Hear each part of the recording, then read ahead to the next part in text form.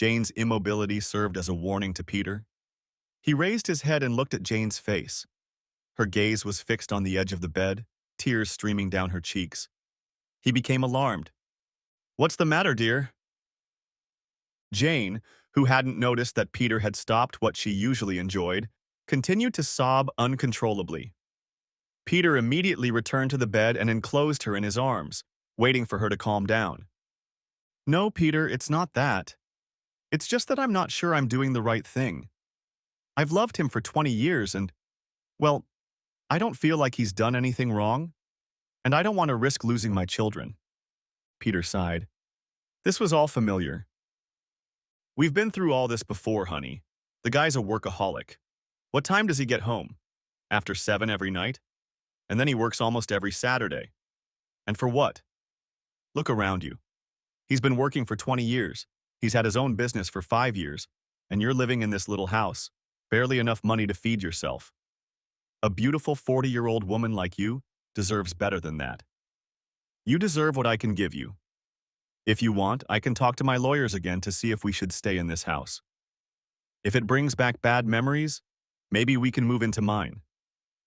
"No, your lawyers were right. Agreeing to stay in the children's family home will maximize the chances of me getting primary custody of them. If I move into your mansion, Dave will stay here, and the kids might decide to stay with him, for the sake of habit.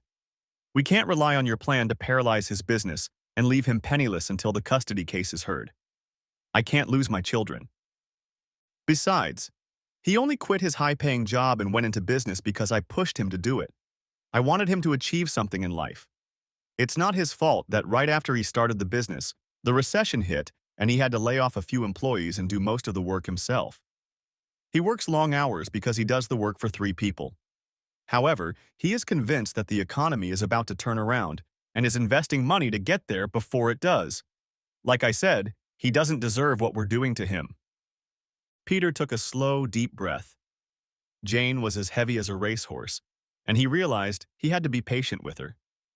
"Maybe not, dear, but I've explained why it has to be done this way. Trust my lawyers. They're the best money can buy. The kids should be back in an hour. We'll sit them down and explain that you've fallen out of love with their father. They'll understand. I'm sure they have friends whose parents are divorced. Dave will be served with divorce papers and a restraining order when he flies in from his business trip. I've made sure they won't use anything as a reason for the restraining order. It will only be in effect for a month, but that should be enough to give the kids time to come to terms with their new reality. By freezing the company's bank accounts, we are accomplishing 2 things. Firstly, it gives the impression that it cannot afford to get custody, and secondly, it leaves it without money and restricts access to quality legal aid. All of this can be fixed, but I'm sure it will take at least a month. He will not starve to death. He can go to court to get a modest salary and working capital for his business. We'll release everything as soon as the guardianship is in your name. Then he can take the house, the business, and everything else, and you and the children will move in with me." Peter spoke softly and soothingly. He had explained all of his lawyer's alleged maneuvers to Jane many times before, but it was clear that she needed to hear them, and his assurances again. The only thing that could derail these plans and make us play hardball longer is if he wants equal custody. I'll tolerate him taking the kids once or twice a month, but I want them to look at me as a father and my house as their home, not a place to stay for a week. When they see what I can buy them, I'm sure they'll love it. I don't know, Pete. He lives for those kids. He's going to be devastated. Maybe we should— No, Jane. We've been through all of this. It was part of the deal, remember? He's going to be in such a predicament that he'll end up grasping at any straw we throw at him. Jane still looked very dejected, and Peter lowered his arms. Listen, Jane. Dave will be upset for a month or so, and then when he realizes things are back to normal and he can see the kids, he'll come back. In the meantime, you'll be treated the way you deserve to be treated. My friends you met love you, and we all will too. I'm sure my children will adopt you, and even if they don't, they are grown. Your friends will swallow the story that you and Dave fell out of love, and for those who don't, we can always hint that Dave was fooling around with you. It's all under control. They hugged until it was time to shower and meet the kids when they got home from school. To distract themselves, they talked about where they met just a year and a half ago. Peter was a patron and board member of the museum where Jane worked as a tour guide. For Peter, it was love at first sight, and being able to afford anything he wanted, he just had to have her.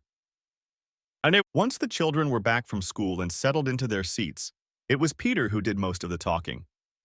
To say that the kids took it badly would be an understatement. The story about them falling out of love didn't help, and they demanded to see their father, not quite understanding what a restraining order was. Chloe, 13 years old and the youngest, kept asking what bad things her father had done. The only way Jane mentally dealt with it was to look around her modest home and then imagine the 16-room widower's mansion on 2 acres of manicured gardens where she would soon move. They remained seated in the parlor after the children had gone to their rooms. Jane flinched when the message came in that Dave's plane had landed. When the message came from the lawyers that the papers had been served, they sat in silence and waited to see if Dave would show up if he was going to ignore the restraining order. They were beginning to relax, especially Jane, when there was the sound of keys jingling and almost immediately a loud knock on the door that made both of them flinch. They figured Dave must have stopped to look through some papers and realized he was violating an order. The knocking stopped, and Jane held her breath, hoping the worst was over. After a brief silence, his frantic screams demanding to see the children and banging on the front door filled the room and reached the children in their bedrooms. It took all their combined efforts to keep Bart, Deb, and Chloe from breaking down the door. It was the hardest thing Jane had ever had to do, but she knew it was ultimately for the best. Peter sent a prearranged message to his legal team, and a few minutes later, Bart looked out the window to report the arrival of the police. Turning away from the window, he looked at his mother in disgust and retreated to his room. The girls followed his example, both in tears. 5 minutes later, the police left with Dave. 2 hours later, over an almost silent dinner, the banging on the door and the cries to see the children resumed. Again, the police were called, and this time Dave was led to the van in handcuffs. The children were distraught and refused to eat. All 3 rushed to their rooms, slamming the door shut. Jane wasn't much better. They only calmed down when Peter's lawyer called to inform them that Dave had been jailed overnight for contempt of court. No one wanted to go out the next day, so they stayed home. Peter noticed that the small lawn needed mowing and called the gardener to come and do it. Just after lunch, as the children went to Sister Jane's house, accompanied by the shadow of one of Pete's lawyers, the knocking and shouting at the door resumed. This time Jane whimpered and hid, clearly upset by the sounds of her soon-to-be ex-husband's pain. The phone rang again, and the police took the screaming man away. This time, the attorneys reported that Dave was in jail until he convinced a judge that he would no longer violate the restraining order.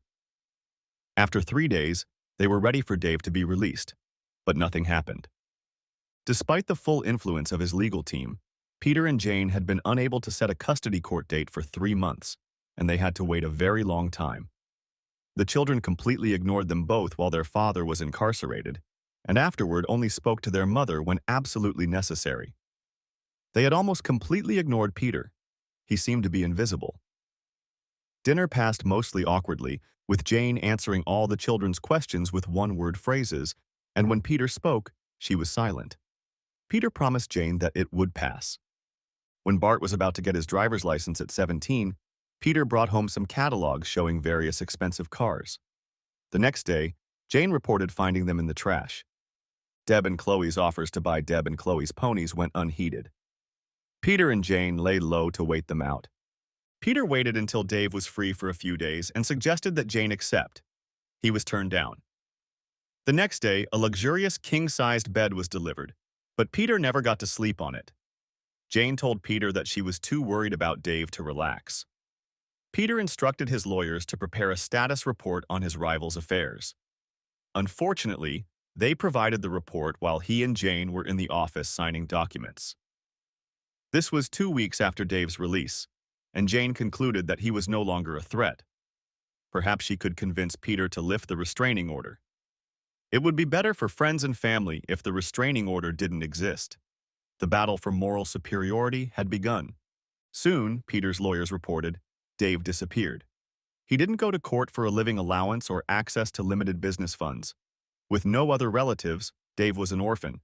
Jane had no idea where he had gone. Calls to mutual friends yielded no leads. A call to the receptionist at his work resulted in the girl Jane still considered a friend practically spitting out the receiver. Peter had shown no interest in helping with Dave's affairs, saying they didn't need it. Even more troubling to Peter was the fact that Dave hadn't signed any legal documents, which would have slowed down the process considerably. Peter began to worry about Jane's health. She wasn't eating well, and her inner glow, which had caught his attention in the first place, was sadly absent. Eventually, he convinced her that they should go away for a week. Her parents were due to arrive the coming weekend. They would spend Saturday and Sunday together, and then Jane would ask them to look after the children while she and Peter vacationed. That reminded Jane. She was going to have an unpleasant conversation with her parents. They had always looked at Dave as the son they never had. It would take very careful handling. For 2 hours, they repeated the official story. She and Dave had grown up and separated. Peter had been a friend who had helped her through it, and somewhere after the separation, they had become more than friends. A phone call brought the expected disappointment, and Jane's parents agreed to stay for a week. Jane was only able to truly relax after a long talk with all the children, convinced them that talking to Nan and Dad about how the day was going was of no interest to anyone. The decision was made. Jane visibly relaxed and began to daydream about their week-long escape. Peter smiled, realizing that he had successfully handled the situation. The following Monday, he chartered a private Learjet to take them to Phuket. The next day, Wednesday, Jane decided to resume her sports activities. Since it was a nice day, one of the last in late fall, she decided to take a walk in a local park. Her job as a tour guide was a pittance compared to what Peter was worth, so she had quit her job and was now trying to be what she had always wanted to be, an attentive stay-at-home mom. The park sloped gently down to one corner, with lawns and children's play equipment in the center, and a war memorial garden with trimmed hedges on the slope.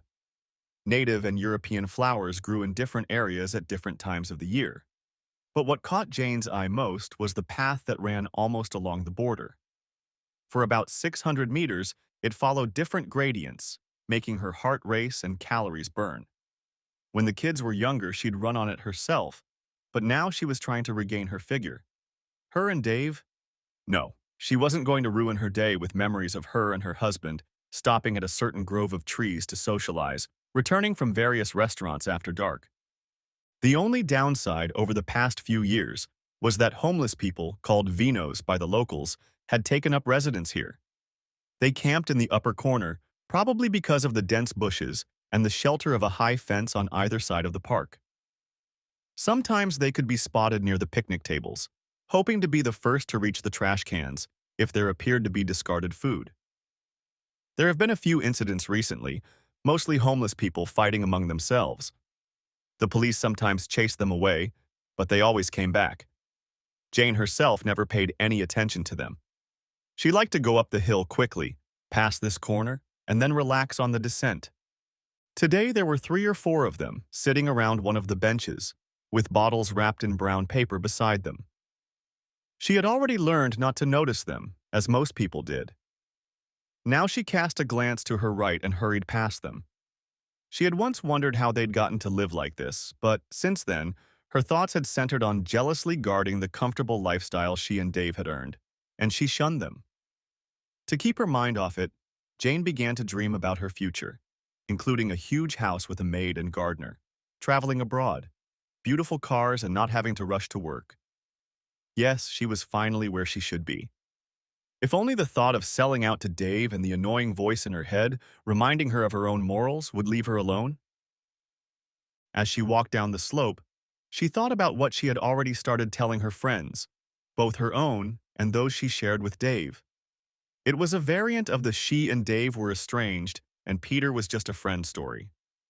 The fact that Dave disappeared may have helped with that. No discrepancies in the narrative, a few dinner parties at an upscale mansion, and they'd quickly forget about her former life. If the worst happened, Peter had plenty of friends who had already accepted her. Besides, Peter had children. Fiona was 24 years old, married to Mike, a stockbroker. They had a young daughter of their own. In the two times they had met, she had treated Jane somewhat coolly.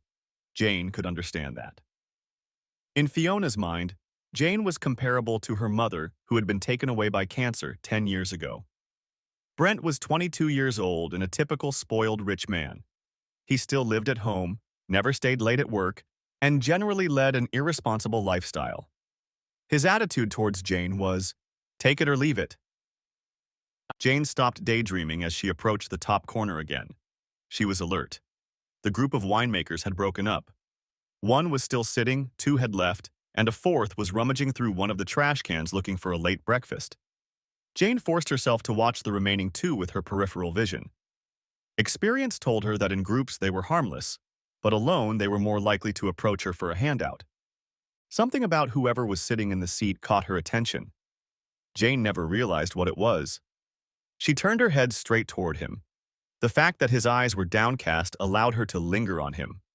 Although he was wearing an almost obligatory moth-eaten army overcoat, his pants and boots were in better condition than his benchmates. His shoulders slumped victoriously, and his hands, shod in fingerless woolen mittens, rested on his knees. On the ground beneath him lay a roll of blanket, wedged between his legs for protection. Between his legs lay a bottle wrapped in paper. He was not wearing a hat, and his hair was unruly. He had not used a comb for many days. His face was dirty and unshaven, and a large bruise stretched from his left cheek to his eye. His eyes, as far as Jane could see, were sunken and unblinking, tears glistening on both cheeks in the morning sunlight. Jane backed away, but her gaze never took her eyes off the obviously broken man. It was Dave. Jane's treacherous feet adhered to the familiar route, and she automatically engaged in the descent. After 75 meters, she stepped over, stopped, turned, and stared at him. An overwhelming sense of guilt swept over her and nearly made her knees buckle. In an instant, she realized that Peter's plan, and she had to admit, her plan had worked all too well. Having been stabbed in the back by the man who was supposed to have his back, paralyzed by a business due to excellent legal work, deprived of his connection to his children, his raison d'etre and emotional support, Dave had given up. Resorting to alcoholic oblivion, with no money and no place to live, he joined a part of society that was no longer a part of him. Jane staggered to the nearest bench and sank down on it, devastated by what she had done to a good man whose only failure was that he had been pressured into starting a business at the wrong economic time. It was too painful for Jane to recall these thoughts. She continued to watch until a large, rough-looking man approached the bench where Dave was sitting. After exchanging a few words, Dave took his bottle and his things and shuffled toward the upper entrance before disappearing. Jane sat for a while longer until she found the strength to move, then she walked home in a daze. She sat in silence as the children came home. They paid no attention to her, as they had done for weeks on end. She was still sitting at the kitchen table when Peter returned. He paused, looking around the room and noting the lack of signs of dinner being prepared. He usually had time to change into casual clothes before dinner was served. Jane's devastation was written on her face like a neon sign. Peter did the only thing that came to his mind. He put his arm around her and gently asked her what was going on. Jane broke down, and it took 20-odd minutes before he was able to grasp the meaning of the story. He doubled back on the hug, doing what he knew Jane and any other woman expected, but inside he was triumphant. As a competitive businessman, he wanted his opponents to suffer. Besides, the ideal scenario for Jane and her children was to never have contact with his ex again. It worked out better than he had hoped. If Jane accepted that her husband was a loser, the idea that he had always been a loser would become much more believable and easier to accept. Peter ordered takeout to feed the children, and then carried Jane to bed to comfort her. When she stopped sniffling, he fell asleep after a busy day. Jane, however, had a sleepless night ahead of her. Her inner debate flared up with renewed vigor. Her conscience told her that she should give up her plans for a comfortable life with Peter and bring Dave back. It would help her feel better in the short term and gain the child's forgiveness. But what were the chances that Dave would completely forgive her? Even trying to reconcile with Dave would result in her burning a bridge with Peter, and she had so dreamed of a life of luxury. She knew Dave would be hurt, but she didn't realize it would cause the kind of devastation she'd witnessed today, yesterday, whatever. Despite the risk, the loss of her dream life, she talked herself into not deviating from her plan until the ominous hour of 3 o'clock in the morning or so. That was when Peter's subliminal messages began to work their evil magic. How strong was David if he didn't lift a finger to fight for her? He fell at the first fence, completely gave up, did less to protect himself and his family than a sloth would have done. Thoughts that Dave was already mentally exhausted after 5 years of working long hours, fighting for his business before he had to endure the napalm attack of a wife who had betrayed him in the most brutal way, tried to reach her, but were repelled when she began to dream of her life in a mansion with nice clothes and fancy cars. Yes, she did what was best for her children and herself. Dave would put up with it. If she could completely convince herself of that, she could fall asleep. But she didn't fall asleep. Instead, she jumped out of bed with a plan. She gathered copies of all the legal documents contained in the packet Dave had given her and put them in her bag before making breakfast for everyone. Peter, convinced by her fake smile, retired to his office. The children, with barely a nod, took the bus to school. Jane didn't let their coldness weaken her resolve. At 9 in the morning, after drinking a strong whiskey, she gathered all the papers from her bag, gathered her nerve, and headed for the park. It was worth her explaining to Dave that he could still get money to live and run his business, and that once the custody case was heard, he would see the children as often as he wanted, and then everything would fall into place. She took the application forms and was willing to spend as much time as it took to show him how to fill them out. The problem was, where was he? She crossed the road and walked through the sparse trees to the driving range. There were two homeless men standing in the upper corner, but neither of them was Dave. From her height, she looked around the rest of the park, but saw nothing suitable. She looked around at the bushes near the wall where she suspected they were all sleeping, but as she started to make her way toward the thick thicket, two vagrants stood between her and the bushes. She made one lap of the streets adjacent to the park, peering into alleys without success. Back at the park, she walked slowly around it, peering into the bushes and every corner of the garden, but to no avail. Frustrated, she crossed the road 100 meters from her house and headed towards it. There were 3 ways into the house. One was through the 2-car garage, each side of which had its own roll-up door. The front door, which was accessed by a path through a gate near the garage, and the back door that overlooked the lawn with the clothes. Jane had just put her hand on the deadbolt of the front gate when a familiar sound caught her attention. She looked over and saw that the right roll-up garage door was opening.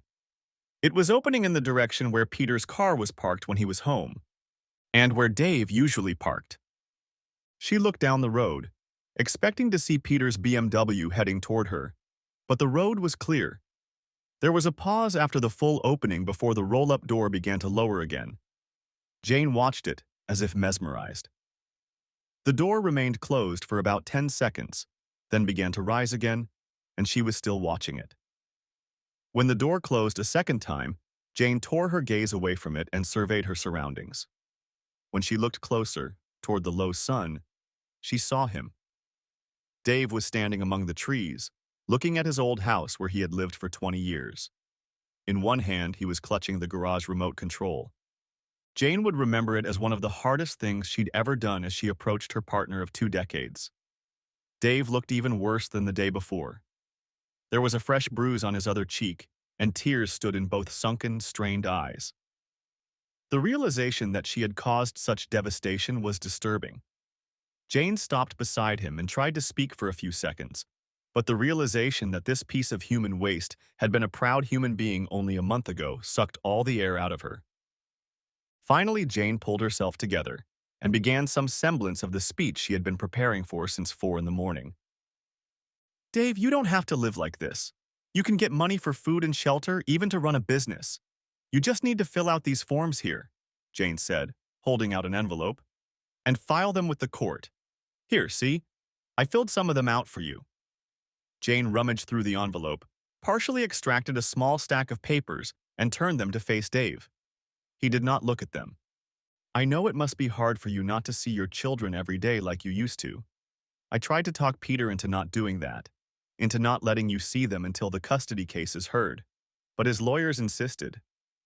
You can have the house when we move in with Pete. I didn't think it would take 3 months, to be honest. Jane realized she was mumbling but just couldn't stop. Dave was affected by this. Not at all. His face remained inexpressive, and the only movement of his body was the twitch of his hand raising and lowering the garage door. Jane stammered and remained silent, her hand on autopilot continuing to wave the court forms. Conscience battered at her tired brain like an eagle trying to tear apart a turtle.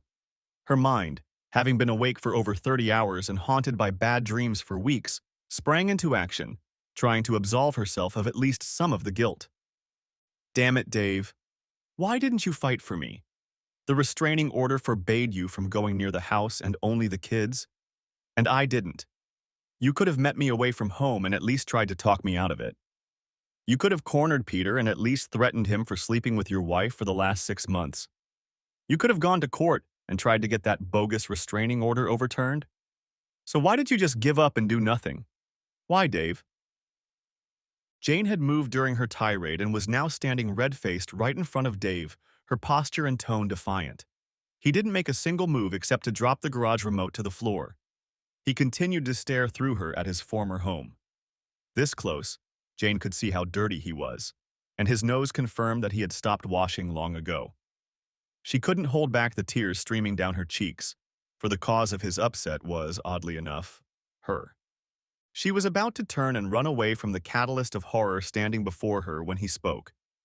His eyes remained unfocused and his voice was steady and monotone, barely above a whisper. Some of the words didn't have the usual deviations, so the meaning was hard to understand at times, and she had to focus. So this is it, huh? No excuses, no excuses, no excuses, no excuses, no excuses, no excuses, no excuses. Dave fell silent, and it hurt Jane far more than the words did. She spoke to fill the screaming silence. I'm sorry, Dave. I had to sleep with him, or he wouldn't have stayed. But I never brought him into our house. You've been brought before, though. Just get the forms, please. Find food, find a place to live. Try to run a business. Soon, everything will fall into place. You'll have your house back. Despite what Peter wants, I'll let you see the kids more than one weekend a month, you'll see. Stop being so apathetic. So, the word lazy came to Jane's mind. Laziness. She bit her tongue. Just take care of yourself. Please. Jane stopped and just stood there, panting. After a few seconds of silence, she just couldn't look at that dirty, gaunt face anymore. She half turned away. Finally, Dave spoke again in his quiet, dead voice. She had to strain again to hear. Tell me, wife, do you have to go to court for food money? Do you have to fight for the right to search the trash cans if someone threw half a hamburger in there?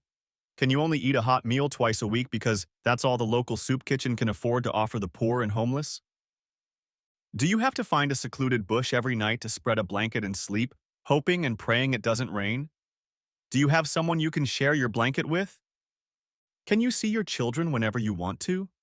Or do you have to stand here every morning hiding to get even a glimpse of them? And by the way, the lawyers for this wife-stealing bastard can't insist that you not let me see my kids. They can only suggest it. After all, it was your decision to gut me that way. Jane knew that, and that knowledge was tearing her apart. How she wished Dave had just yelled at her when it all happened, completely ignoring the fact that she had put a restraining order on him and hid behind closed doors. She could no longer fight the urge to turn and run. She clumsily stuffed the court papers into the large pocket on the side of Dave's coat and rushed for the exit. Stay here, Dave. I'll get you some food and money. As she ran across the street to get food, she was determined that she would meet with Peter and insist that he let Dave see the kids. Now. She gathered what she could from the refrigerator and put it in a reusable shopping bag. But as soon as she reached the gate, she saw that Dave had disappeared. The only trace was the court papers fluttering in the wind like confetti. Jane turned and walked slowly back down the path. It took her all day to bury the guilt caused by Dave's simple questions, but she succeeded. By the time the kids got home, she had begun cursing him again for his mental laziness, for giving up at the first hurdle. After chatting with their mother, the children dressed and, following their new habit, went for a walk until dinner time. Yawning with fatigue, Jane prepared the evening meal. She did not say a word to Peter about her day. He wouldn't have been happy to hear that she'd started hanging out with her ex without supervision. Jane went to bed much earlier than Peter and slept soundly. When he got home, he felt tired, but perked up at the thought of the show Jane had whispered she had prepared for him. Chapter 2. It was another sleepless night for Jane, as her conscience once again tormented her actions. Once again, the options for action ran in different directions. Should she call the police and tell them about the garage door opening? Clear evidence that Dave was stalking her? At least he'd get 3 meals a day in jail. No, she couldn't do that. By dawn, another compromise plan had been devised. Although Dave hadn't talked about it yesterday, she knew that what he was most worried about was not seeing his children. If she could change that, he could recover enough that when the dust settled, he could make a full return. Seeing the kids meant lifting the restraining order, but how could she convince Peter to allow it without revealing his secret mission on Thursday?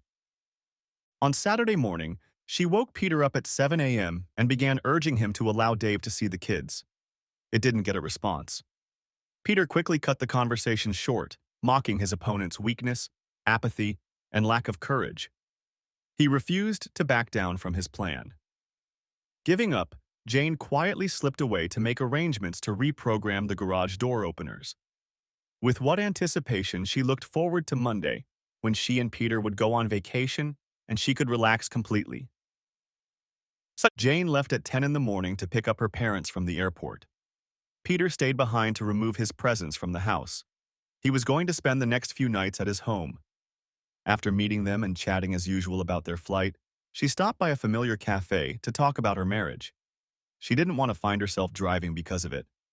That's where Dave committing a disappearing act would work in her favor. The official story was well rehearsed. Jane had told it to various friends over the previous weeks. Upon receiving word that Jane wanted to break up, Dave had spit on everything and disappeared, leaving her and the kids behind. She wanted it to be a soft parting, out of respect for all their years together.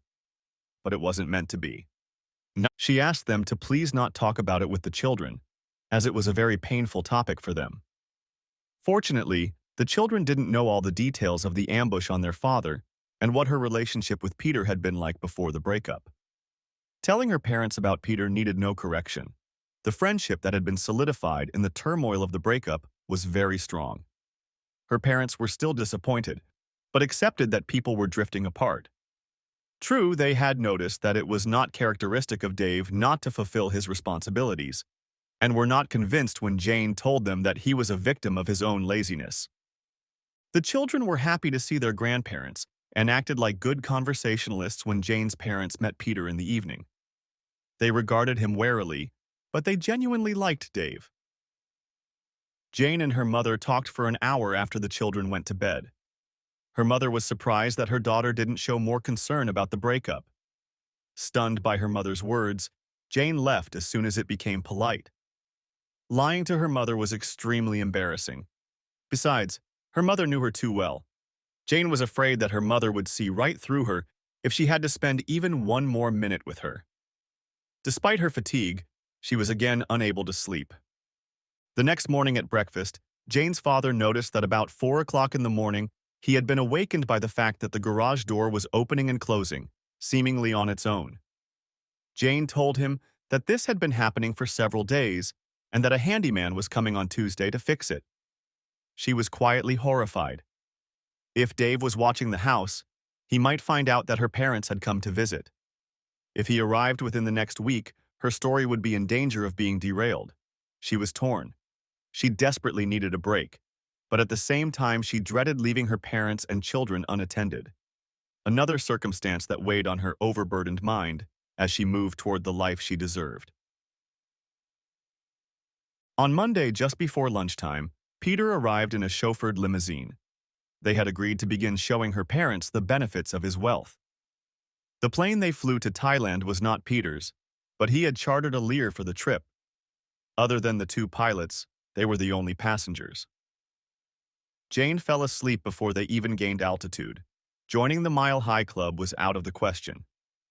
Peter woke her up in time for her to fill out her immigration card, which she filled out just as the wheels of the plane hit the tarmac in Phuket. After the limousine ride to the luxurious bungalow at the private resort Peter had borrowed from a friend, there was only time for a long shower before dinner. Peter questioned Jane about the reasons for her strange behavior and drowsiness. Jane felt guilty hiding the truth from him. Guilt. It seemed to be a constant presence in her life these days. She'd had too much to drink at dinner, and Peter helped her back to the chalet in disgust. He laid her on the bed, intending to undress her after the electric roller shutters had fully lowered. Jane was already 3 parts into sleep when she heard the first sound of the roller shutter motor, which to her tipsy, tired, and guilty mind sounded exactly like the sound of a rolling door. She jumped up screaming, adrenaline driving the alcohol out of her body. Peter stared at her in confusion. Once again, she refused to tell him what was going on. Once again, he spent the night celibate and with his anger building. And again, Jane lay awake all night listening to his snoring. The next day, Peter organized a deep-sea fishing trip. He enjoyed it while Jane dozed in the shade on the bow of the boat. When she first met Peter at the museum, she realized she needed a competitive edge. Books, conversations with friends became research material, and a succession of Lebanese pickles became props. Within a month, she could confidently fight a Thai girl. When Peter was fully strengthened and Jane had taken him at his root, she smiled, and not for the first time.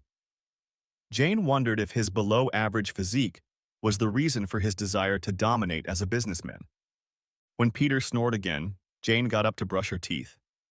After breakfast, she explained what she had chosen for the next day and asked Peter if he was okay with it. He barely glanced at the packaging and the price before agreeing. Jane cheered. The full-day package was worth more than the monthly maintenance of her former household. It was something she deserved. After booking their tickets, they headed to the beach and found a secluded spot. She wanted to retire to a nearby grove of coconut palms, but Peter insisted on returning to the bungalow. Thoughts of paparazzi and private investigators made him too nervous to do it in public. Jane knew that Dave was incapable of organizing detective work, even if he had managed to scrape together the money for it. But all that was quickly forgotten when a familiar voice came from the speaker of her phone. "Just friends, huh? Jane, it's your mom. I met David at the park this morning. When you get yourself cleaned up, give me a call. We need to talk." There was silence after that, as if after a connection had been severed. Jane was shocked. It was a double blow.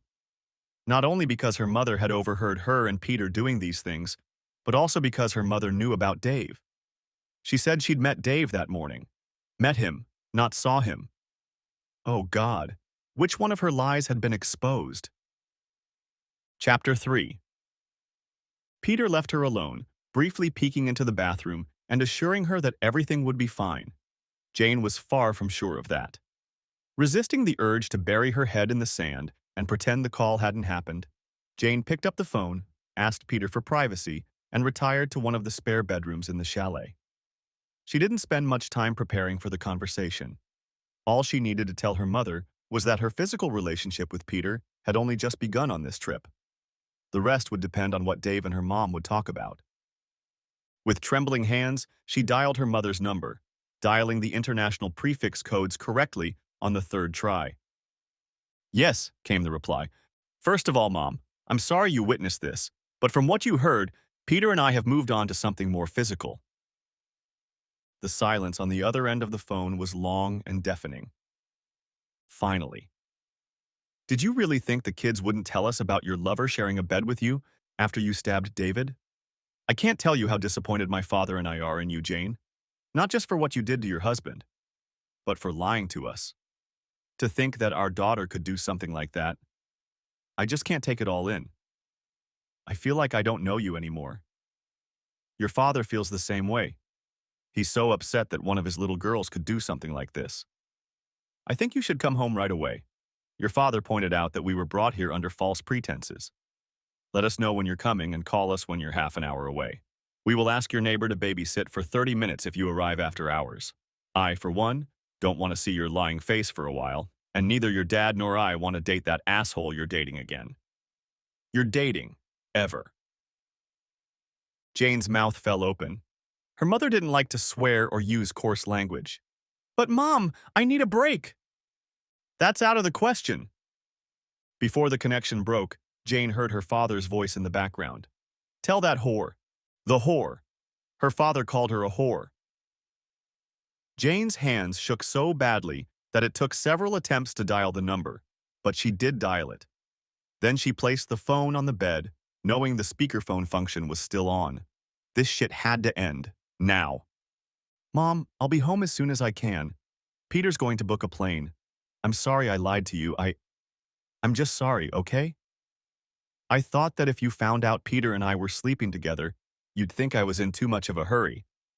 That you'd lose respect for me, that's all. When Dave moved out. Before you're tempted to lie to me again, Jane, let me tell you that Dave and I had a long talk today after I saw him in the park. We were sitting on a bench. He refused to come over for coffee because of some restraining order or something.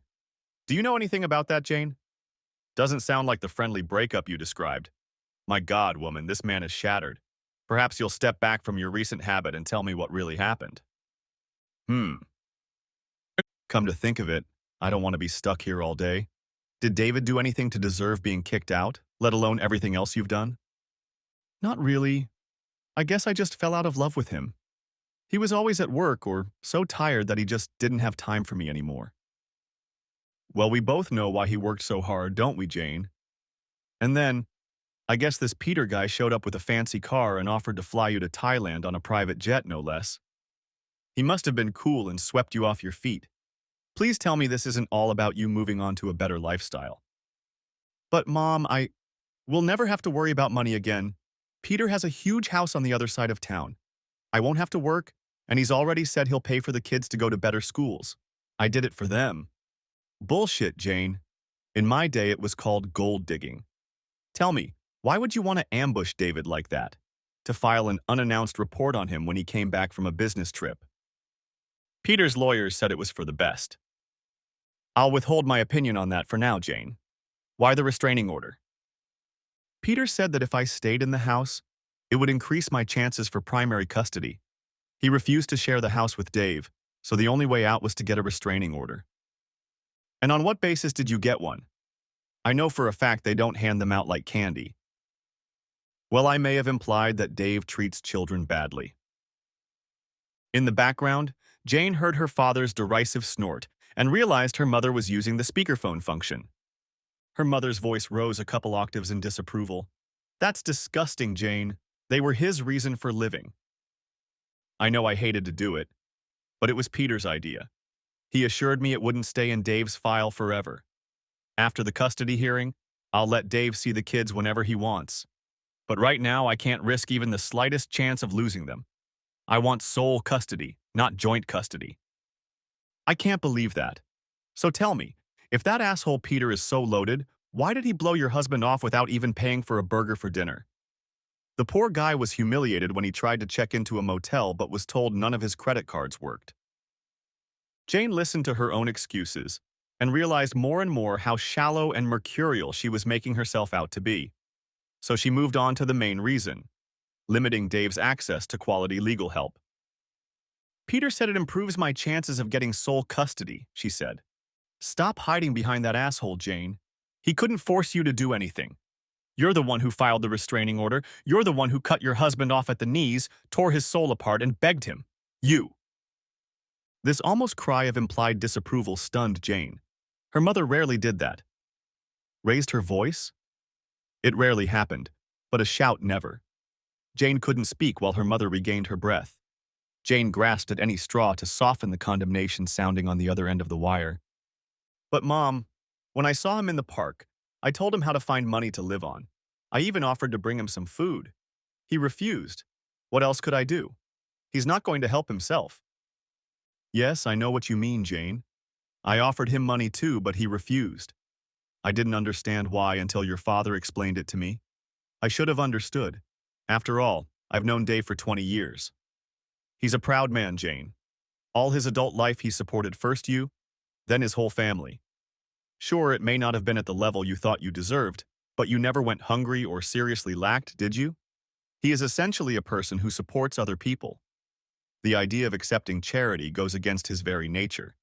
Accepting anything from you would be charity. He may no longer have a family to support, but he's damn well going to support himself. If he has no money, the only way to feed himself is to live on the streets and scavenge food from garbage cans, which is what he's doing. At this point, Jane's mother burst into tears, which was undoubtedly the most horrible sound Jane had ever heard. Whether it was sympathy for Dave's distress or disappointment in her, she did not know. Until she'd seen Dave in the park that first day, she'd been so focused on making her life better that she'd given little thought to other people's feelings. The thought that to achieve a life free of worries and full of luxury, she would have to compromise her principles a little and act unconditionally was too tempting.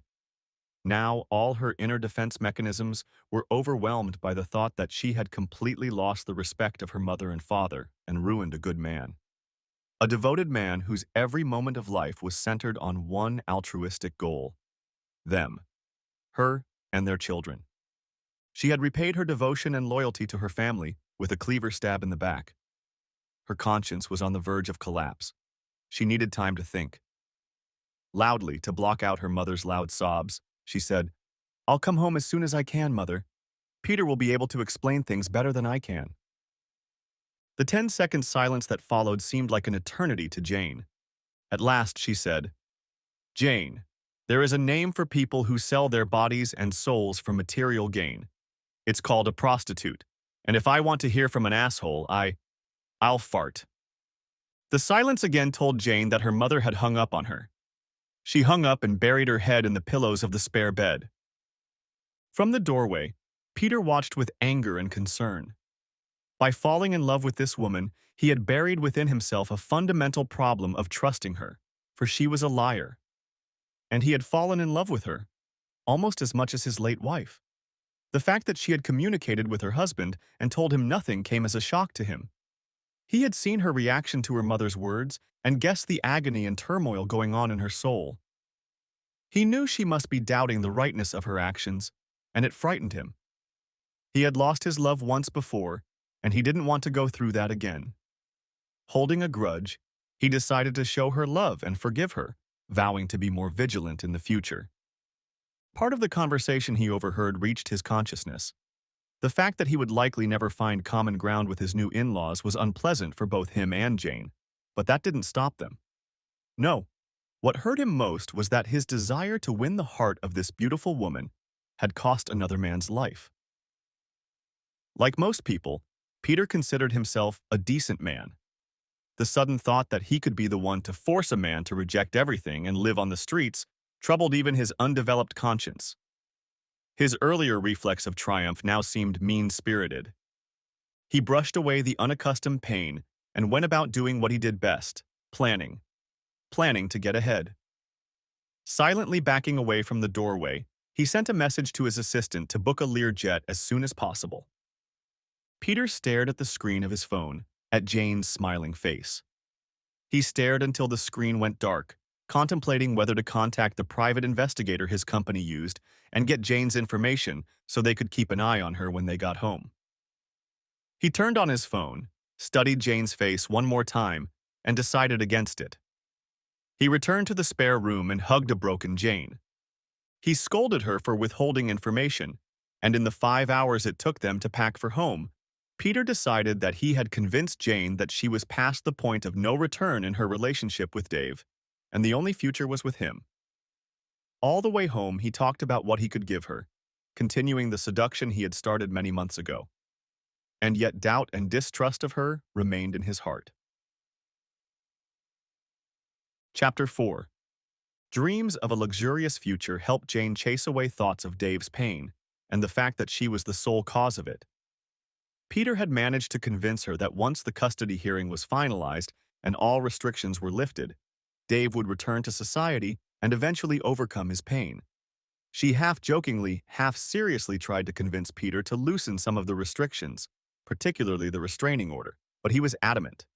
He wanted everything to be on his terms. As agreed, Jane texted her mother as they were leaving the airport. The children were at school, so the house was empty by the time they arrived. Peter had asked Jane to text her parents to find out what flight they were on and to transfer them to business class seats, but all he got in response was a curt no. Jane realized that the only upside to returning early was that they could attend a neighborhood party on Friday night. It was a tradition that all of her closest friends attended once a month. The venue alternated between a dozen families. This month it was held at Sarah and John's house. Sarah was Jane's best friend, and she had been told the same story as her mother and father. Jane tried to call her on Wednesday and Thursday, but the calls went unanswered. Finally, on Thursday night, the night before the party, Jane left a message that she and her new beau were coming over. Friday morning, Jane went to check for a reply but couldn't find her phone. Peter had pulled it out of a crevice in the couch when he got home that night, then rushed off to get ready for the party and win over Jane's friends. If she had looked at Peter's face during the exchange, she might have concluded that he was hiding something. He had taken Jane's phone away from him that day to have IT install spyware on it. If Jane had checked the messages on it, she might have been spared the upcoming embarrassment. They hurried to Sarah's, arriving about a half hour after the usual start time for the meeting. The drive was only 2 blocks, but they took Peter's Bentley. He opened the door to Jane, resplendent in her new designer dress. Nothing extravagant, but still its cost equaled the clothing budget for an average family for an entire year. Jane had spent most of the afternoon choosing this and a few other dresses, using Peter's credit card. Holding hands, they walked past 2 men smoking by the front door. Neither of them were close to Jane and Dave, so Jane just nodded to them before entering the house. Since it was a chilly evening, all the action took place in the living room and kitchen rather than in the outdoor entertaining area.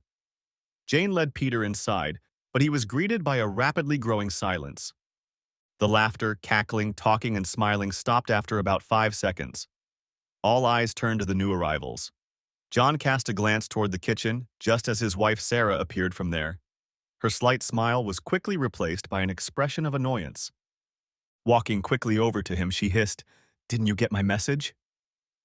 "No, my phone went missing today. What happened?"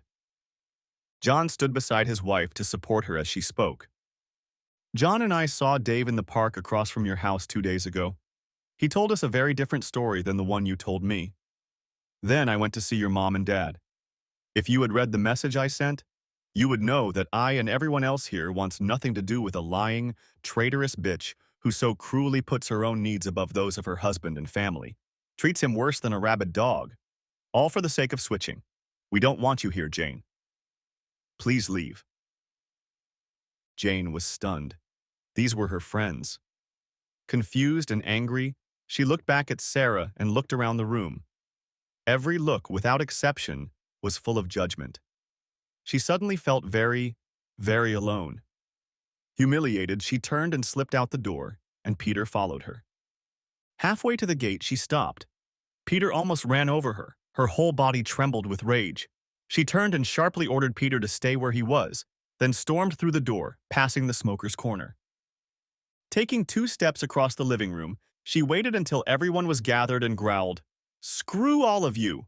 From now on, I'll wave to you from my Ferrari as I pass you on the street. From now on, I'm in Clover. And if Dave has to suffer so I can do it, so be it." Turning, she staggered toward the exit, squeezed past the 2 smokers huddled in the doorway, and strode past a silent Peter to the car. When she reached the car, she looked back and saw that Peter was still facing the house. Peter was trying to make sense of what he had just heard. As instructed, he had stayed on the driveway outside the house while Jane told her story and was therefore out of earshot. Before she popped back out, however, the smoker outside the door asked the man leaning against it, "What did she say?" "I think she just committed social suicide." At this point, they scattered as one furious woman rushed past them. Peter was left pondering. Chapter 5. Peter knew how important friends were to women. They were definitely the more social half of humanity. The next morning, he threw a barbecue for all his friends at his house. He had to splurge to book the catering for a short notice, but the deed was done. Jane perked up slightly upon hearing the news. She had already met a few of Peter's friends, but her enthusiasm didn't last long. Her attempts to get the children interested were unsuccessful, as they all already had plans for the day. They drove to the mansion, and while Peter checked all the arrangements, Jane eagerly explored the huge house again. She sat down on the huge leather couch in the luxurious entertainment room with a television almost the size of a movie screen and sighed contentedly. Digging through her purse, she pulled out the two cards Peter had given her that morning, a platinum credit card and a debit card to his main household account. The dream of what they represented almost made her forget about the trail of bodies behind her. Almost. Peter's friends and their wives began to arrive. Jane was a little shy, partly because most of the wives spoke with a much more stylish accent than she did, and partly because, although the dress she was wearing cost more than she had ever bought, it paled in comparison to most of the others. Peter introduced her as the love of his life, and the other women seemed happy to welcome her into their circle. Almost all of them asked for her phone number and promised to invite her to one event or another, ignoring the fact that their husbands were trying to peek at her cleavage. She politely ducked when the questions turned personal. The caterers had done a great job, and the food was first class. Champagne and wine flowed in rivers. As was usually the case at parties when everyone gathered, they were divided by gender. Jane was a little bored by the pointlessness of talking in a female group. How she longed for the deep and meaningful conversations she had once had with Sarah. They would share a bottle of wine and discuss everything in the world. It made her smile fade. Sarah would be hard to replace. Jane had discreetly overheard the conversation between the men, but it was no more interesting, perhaps even less, since it was all business. By 3 o'clock, she had identified 3 or 4 women with whom she could strike up a friendship. Peter, still feeling out of sorts because of the doubts and remorse that tormented him, drank more than usual. He had reached that magical point where his confused mind decided he would have more fun if he drank more. He was chatting loudly with his friends, too far away for Jane to hear his words. She noticed a few of the men around him turn to look at her. Some of the wives noticed it too, and headed toward him, wanting to know what he was talking about. Jane, out of politeness, walked over to him as well. She approached just in time to hear, "I'm telling you, that loser didn't deserve someone like Jane. As soon as she left him, you know what that damn loser did? Became a hobo. I'm not kidding. A drifter. Just gave up. I guess the old saying is true. Laziness is the key to poverty." Peter laughed. "Jane is a good girl, but she didn't run to him out of pity. She stayed with me. She knows which side to put butter on bread." It's been pretty funny this week, though. While he was rummaging through trash cans in the park looking for his next meal, I was trotting around a 5-star resort in Thailand with his wife. Peter's laughter was met with silence. It seemed to expand and finally penetrate Peter's buzzing brain. He looked around until he spotted Jane standing like a statue with an expression of utter devastation on her face. He sobered instantly as the recent words flashed through his brain. Jane shifted her gaze from him to the audience. She saw more and more judgmental looks, especially from the women. While some of them had made compromises to ensure a penniless existence, none of them had driven themselves to such devastation. Those who weren't looking at Jane cast equally sour glances at Peter. Jane turned and rushed away. Peter chased after her and dragged her into the dressing room next to the front door. Jane reprimanded him at every turn. "You won. Why humiliate the guy even more?" She was beginning to realize what an insensitive asshole her new partner might be, how harmless her immediate future might be.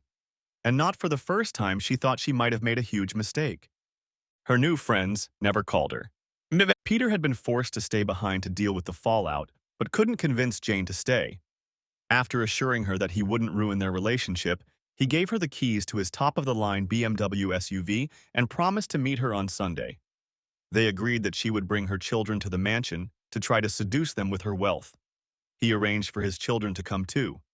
Fiona, her husband Mike, and 8-month-old daughter, as well as Brent. Mike was another famous businessman, and Fiona had decided to give up her career to stay home with the kids. Getting Brent to attend was easy. All they had to do was ask him to be awake by noon. Chapter 6. Peter was a little discouraged when Jane and the children arrived not in a BMW, but in her old station wagon. Jane looked unhappy, and the children were very reluctant to get out of the car. Peter greeted them and explained to the kids where the pool was.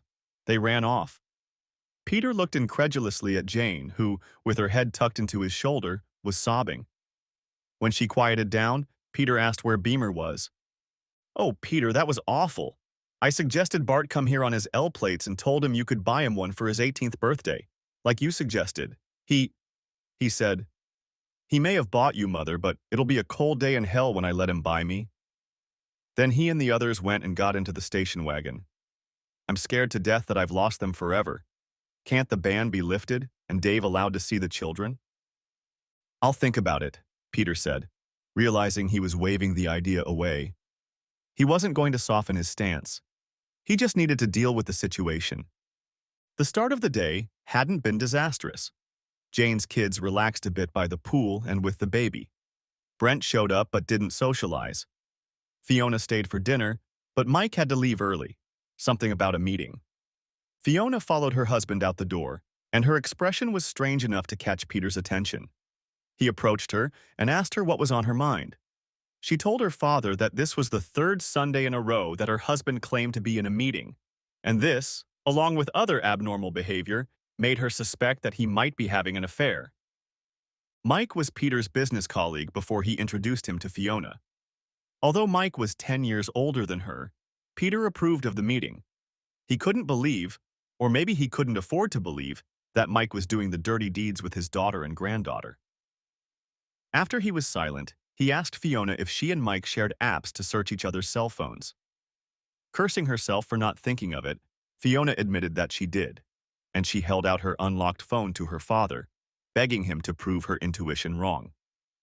When he whispered his plan to Jane, she asked to accompany him, and he, delighted at the chance to be alone with her, agreed. Fiona enjoyed looking after Jane's tribe while they frolicked in the pool. Peter and Jane jumped into her station wagon, far less conspicuous than his Bentley, and sped away. They drove only half a city in the direction the app indicated, and Peter's heart sank as they got closer and closer to the area of cheap motels near the airport.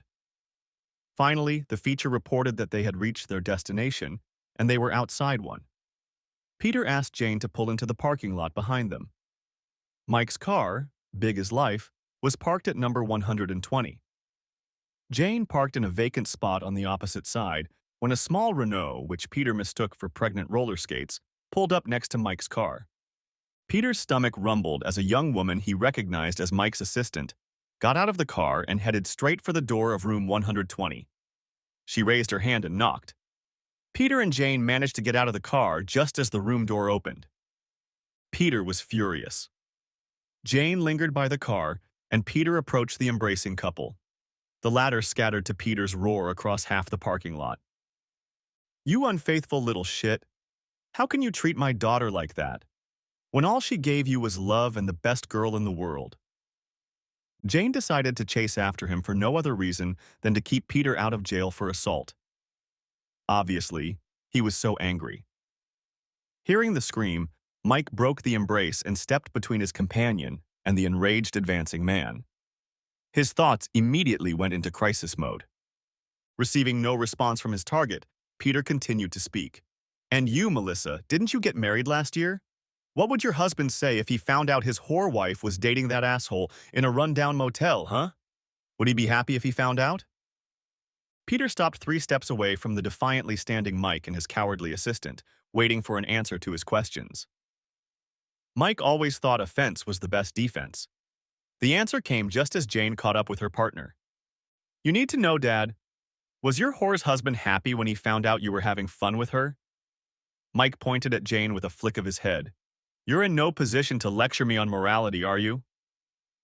Jane was stunned at how exactly those questions matched her own situation. She was outraged along with Peter when she saw Mike's assistant come to their door.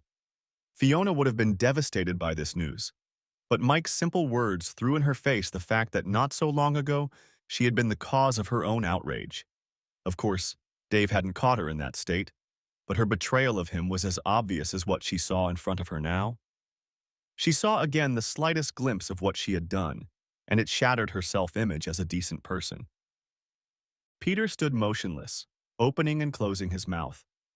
The realization that he had surrendered all his moral fiber rendered him speechless. He turned to Jane, trying desperately to assure her that he was basically a good guy, but she bowed her head low. She had her own demons to contend with. When he turned around again, Mike and his assistant had already disappeared behind the closed motel door. Peter and Jane sank into their thoughts as they drove to his house. Upon arrival, Jane quietly gathered her children and left. Peter prepared to give his daughter the bad news. He was still comforting her at 9 o'clock that evening when two child services workers knocked on the door with orders to temporarily take the child into foster care. Mike launched a coordinated attack, clearly pre-planned, to gain custody of his daughter. He accused Fiona of being an unfit mother. Only the intervention of her father's powerful legal team stopped the disaster of that night. Admittedly, it distracted them long enough for Mike to finally sort out their joint finances and get a restraining order preventing Fiona from returning home. Like many people subjected to such an attack, Fiona felt violated. She was learning and being forced to internalize new things, while her husband had obviously thought long and hard about them and was well prepared. Peter never realized the irony of the situation. Mike had done to Fiona pretty much the same thing that Peter himself had done to Jane's husband. In fact, Mike drew inspiration from his father-in-law's example. Be that as it may, it was after 11 p.m. that Peter was able to text Jane that, until things were sorted out, he would stay in his house with his daughter to support her. Peter's lawyers emphasized how important it was for Jane to remain in the family home, so it looked like they would have to live apart for the foreseeable future. Jane recognized the similarities between Fiona's and her David's situations, and hoped that Peter's daughter would not have the same mental breakdown as her husband. There was an element of selfishness in her hope. Of course, she didn't wish such suffering on anyone, but Fiona's neediness was alienating Jane from her only source of emotional support. There was no support from her children, no parents, no former friends, not from anyone, no one but Peter.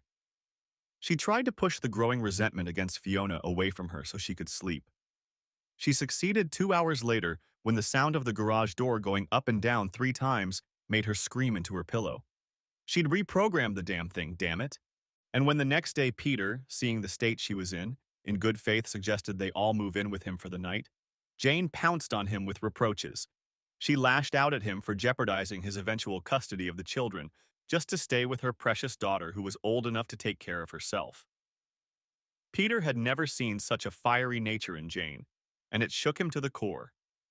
He loved her, however, and after Jane had spent over an hour coaxing him over the phone that evening, she was sure they had worked things out.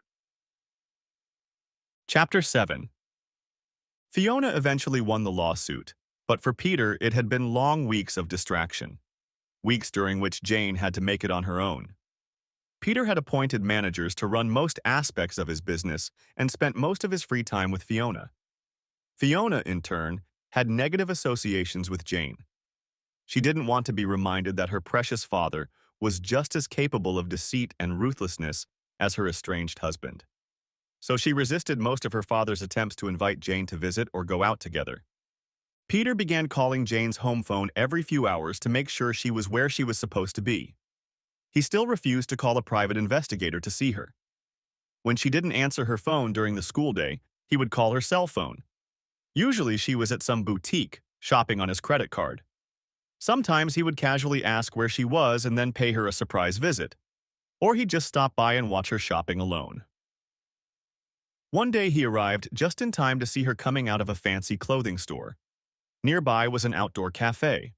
2 women sat at the table closest to the entrance of the boutique. When they saw Jane, recognition flashed across their faces. He couldn't hear what they said, but from the look on their faces and the laughter, he assumed it was a snide joke.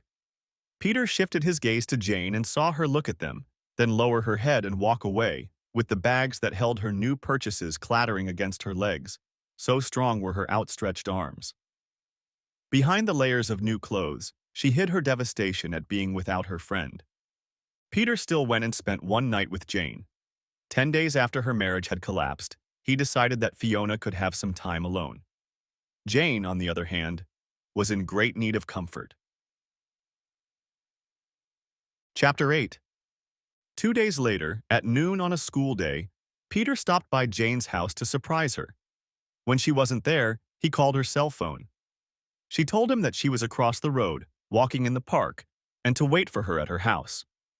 When she arrived, Peter didn't notice that she wasn't out of breath or particularly dressed for exercise. The conversation was leisurely. Peter was interested in why she was cheating.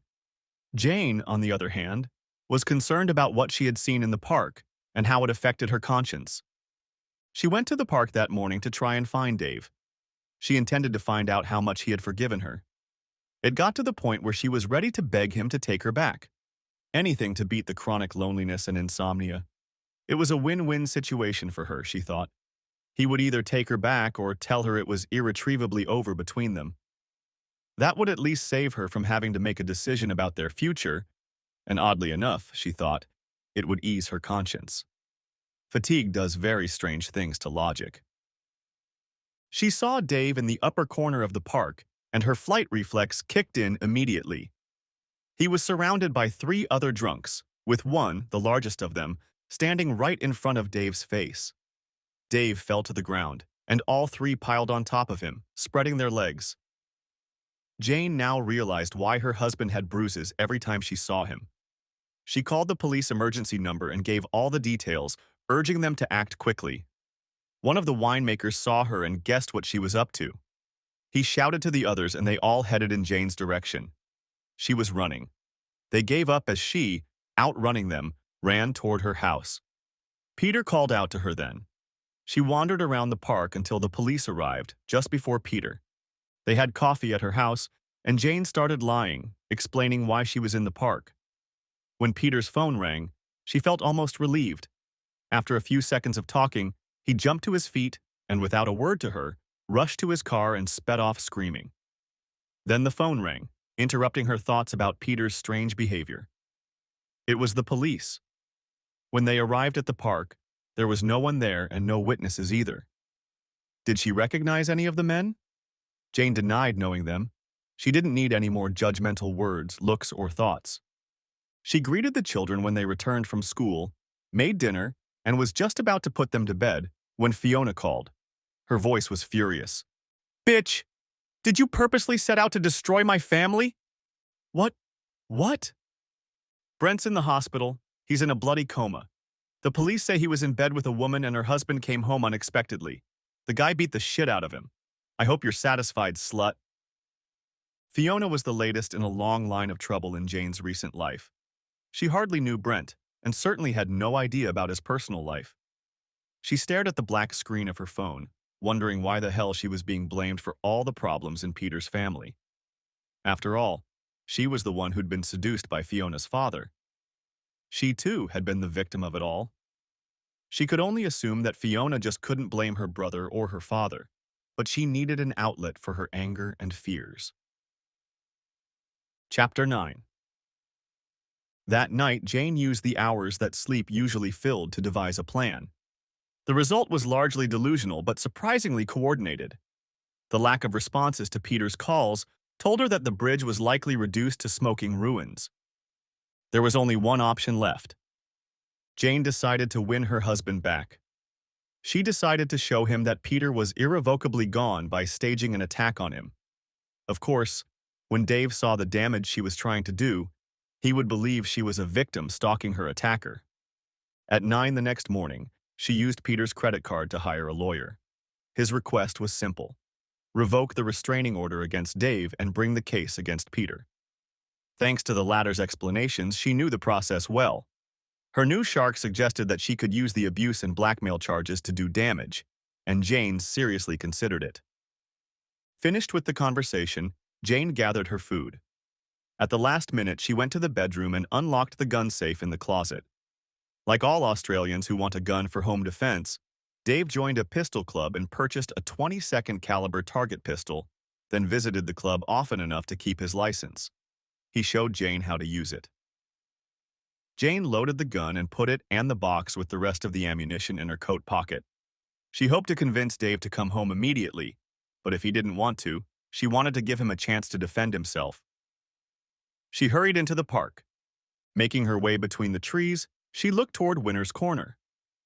There was only one other man there besides her husband, but he pounced on the cowardly Dave with a large stick. Without stopping to call the police, Jane rushed toward them. Gasping, she shouted to the big winemaker, "Leave my husband alone!" With surprising swiftness, the big man turned around and headed toward the enraged woman. Jane reflexively grabbed a gun from her pocket, hoping like hell that the sight of a weapon would stop him. But it didn't. With growing fear, Jane took aim and pulled the trigger. He didn't move. Thinking quickly, she took the gun off the safety, took aim, and pulled the trigger again. With a shriek, the winemaker fell, clutching his stomach. Epilogue, 5 years later. That's an incredible story, Wendy. I've never met a couple who met in prison before. It sounds like fiction. Next thing you know, your story will be a Netflix series. I swear it's the plain truth, Pauline. So what did you go to jail for? Well, I came home and found my first husband in bed with my best friend. Former best friend, I should say. I got mad as a crawling tiger snake and hit him in the back of the head with my briefcase while he was minding his own business. Rat couldn't take it anymore and called the police. Snake! I just settled down when they brought Dave in and put him in the cell across from me. God, Pauline, you should have seen him. You wouldn't have recognized him. The guy was a wreck. What his ex-wife did to him. Have you ever heard anything so vicious? I couldn't ignore his pain. It certainly took my mind off my own problems. It took me several hours to get the whole story out of him. He was clearly terrified of losing his children and, worse, being raised by a couple of lowlifes like his ex and her lover. I know we had just met, but something told me I could trust him, so I offered to sleep over when he left the house. I had a huge house after the cheating scumbag I married split while I was in jail. Anyway, Dave and I each drank a bottle of bourbon and came up with a plan for him to get custody of the kids by throwing his wife off a cliff.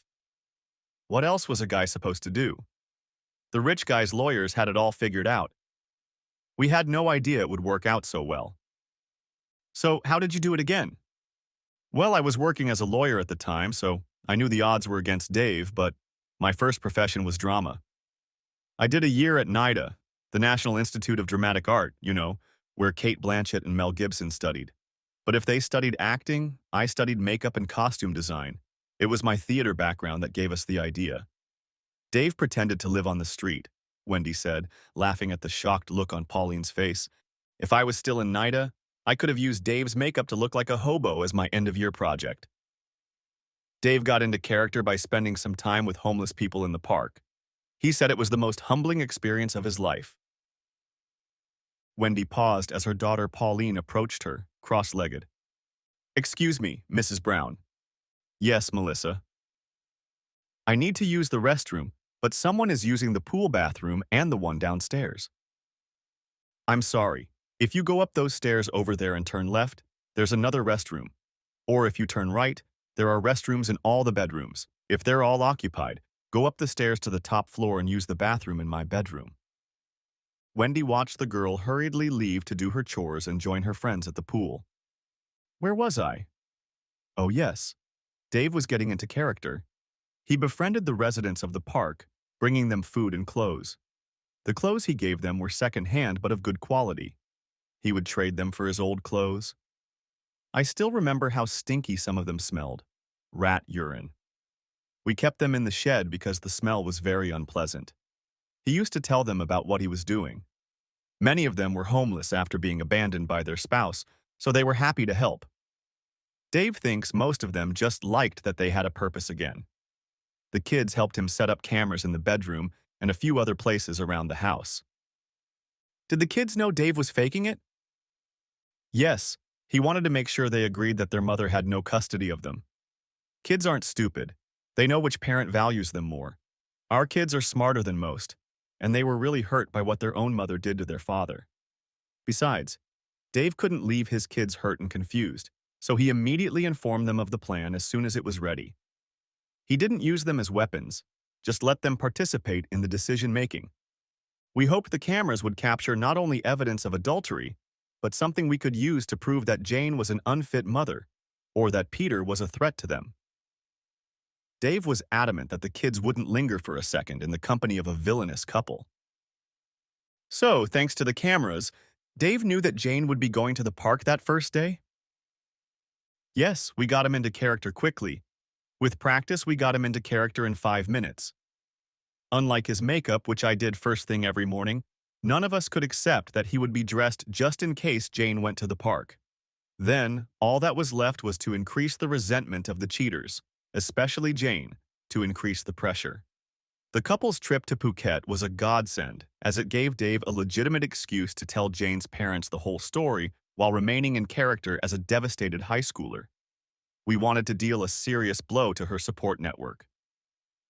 I've been meaning to ask Wendy, did you and Dave have anything to do with what happened to Peter's kids?